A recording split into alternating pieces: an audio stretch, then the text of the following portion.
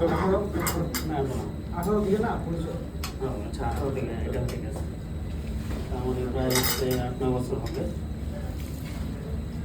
এখন তাজুবের জন্মদিন উপলক্ষে তাজুবের দীর্ঘ কামনা করি, তাজুবের দোয়া করি উনি মা বেঁচে আছেন এখনো।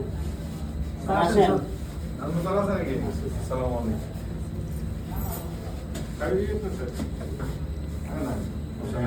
আরে আসেন সিরাও খাওয়াচ্ছে। সব খাওয়াচ্ছি রসুন দিয়ে দেন তো? না কি দিয়ে দিবেন?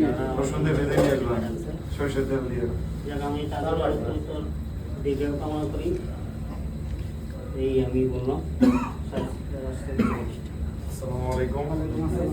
স্যার বললাম আমি শুনবো। জন্মদিন আর একটা বছর চলে গেল আবুল সাহেবের জীবন থেকে।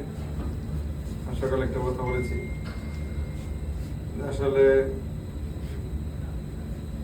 মৃত্যুর পরবর্তী জীবনের ভালো কামনা করে সবচেয়ে উত্তম। আমরা কোনো না কোনো ভাবে পৃথিবীতে সার্ভাইভ করে যাবো ইনশাআল্লাহ, সবাই করে যাবে। আল্লাহ তাআলা হয়তো কাউকে একটু কম কাউকে বেশি, বাট ফাইন্যান্সিয়ালি কম বেশি ইম্পর্টেন্ট না মানুষের জীবনে। রিজিকের বিভিন্ন স্তর থাকে, তো মানুষ তার পারিবারিক জীবনে ব্যক্তি জীবনে কতটুকু শান্তিতে থাকে, মানসিক তুষ্টিতে থাকে, এটাই আসলে সবচেয়ে বড় রিজিক। মানুষ 10,000 টাকা বেতন পেয়ে এখন এসে ভালো জীবন ধারণ করতে আছে, মানসিক শান্তি পেয়ে, আবার এরকম 10,000 কোটি টাকা ইনকাম করেও শান্তি পাচ্ছে না।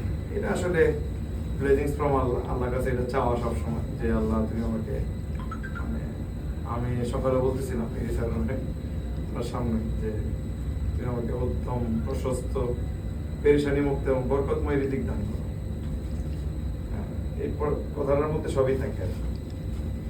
বা ওই যে হুজুর মাঝে মধ্যে বললেন না, রব্বানা আতিনা ফিদ দুনিয়া হাসানাহ ওয়া ফিল আখিরাতি হাসানাহ ওয়া কিনা আযাবান নার। দুনিয়াতে হাসানা দান করো, দুনিয়াতে কামিয়াবি দান করো, আখিরাতে কামিয়াবি দান করো। মানে ভালো মানুষ, by heart is very good man, এরকম আমি বলতে পারি। প্ল্যানিং এর লোক ভদ্র এরকম খুব কম হয়, প্ল্যানিং এর লোক একটু ডিফারেন্ট টাইপের হয়। তারা সবসময়, এটা আমিও পছন্দ করি, একটু খারাপই পছন্দ করি। টেক্সটাইল সেক্টরে খারাপ লোক থাকা ভালো, যাতে করে প্রোডাকশন লোকজন সবাই একটু প্রেশারে থাকে। হয়তো অনেকে মনে করতে পারে যে এটাকে দুর্বলতা মনে করা, এই দুর্বলতা মনে করাও ঠিক না। বা ওনার সাথে যারা কাজ করে, প্রোডাকশন আমরা যারা কাজ করি, এই দুর্বলতা আমরা মনে করা উচিত না। As a human, as a Muslim সময় বেশি নষ্ট করবো না। আমি যতটুকু জানি মানে পারিবারিক জীবনে এক সন্তানের বাবা, ফ্যামিলি আলহামদুলিল্লাহ মানে ওয়েল সলভেন্ট। আল্লাহ তাআলা অনেক ওনাকে দুনিয়াবি কামিয়াবি দান করুক, আখিরাতের কামিয়াবি দান করুক। আমাদের সকলকে ক্ষমা করে দিন, আমাদের সকলকে মানে ইহকাল বড় কামিয়াবি দান করুক। এবং পিটি গ্রুপে চাকরি করতেছেন, successfully running the business owner part আমি মনে করি। আমাদের অনেক লিমিটেশন আছে, আমরা চাইলে অনেকে পারফর্ম করতে পারি অনেক আমাদের জায়গাতে, ইজি না। আমরা পারতপক্ষে অনেক দেখি যে রাশেদ কেন পারফর্ম করছে না বা নাজমুল সাহেব কেন করছে না, জিনিসটা এত ইজি না।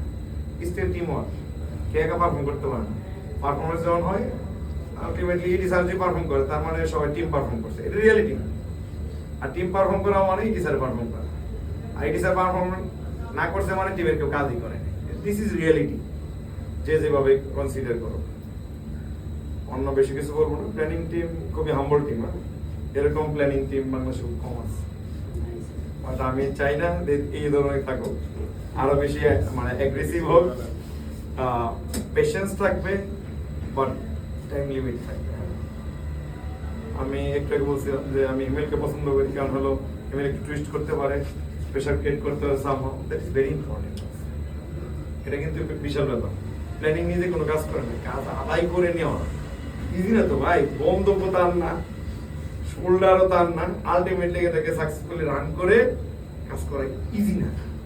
প্রোডাকশন তো তার টুলস আছে, তার মেশিন আছে, বিগ ম্যান পাওয়ার আছে, তার অপশন আছে।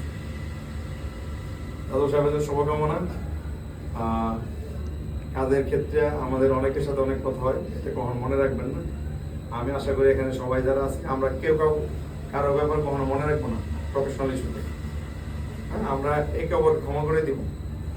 আমি ওটাই মনে করি। কিছুদিন আগেও বলছিলাম যে আমার হাজার সবার মধ্যে একটা দোয়া ছিল, আল্লাহ তুমি সর্বশক্তিমান, তুমি সবাইকে যে কারো মনে, লেটসে আমি দাদু সাহেবের মনে কোনো আঘাত দিয়েছি, আল্লাহ তো এটা পারে না, তাজুল সাহেবের মনে আমার প্রতি দয়া বা করুণা করে আমাকে ক্ষমা করে দিতে পারে না, পারে কিনা?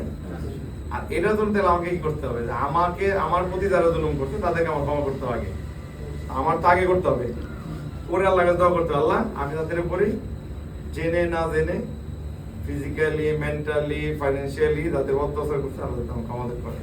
সুতরাং আমার কাদের ক্ষেত্রে কেউ কোনো কিছু মনে রাখবো না, না আমি মনে রাখার চেষ্টা করি না, তাহলে সাহেব তো আরো ভালো মানুষ, উনি বারবার রিজেকশন হইলেও যায়। হ্যাঁ, সাকসেসফুল জীবনের কামনা করতেছি। আসসালামু আলাইকুম।